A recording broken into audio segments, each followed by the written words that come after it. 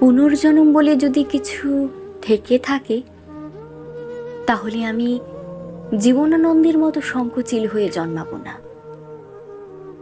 আমি জন্মাবো তোমার কিশোর বয়সের প্রেমিকা হয়ে,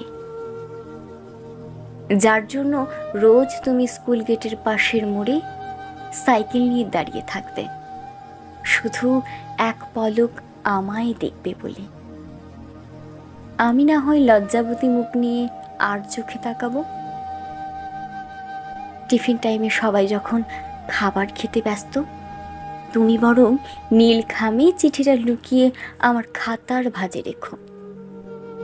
101খানা বানান তাতে ভুল থাকুক, অসংখ্য কাটা চেরা জিলিপির মতো প্যাট থাকুক প্রতিটা অক্ষরে।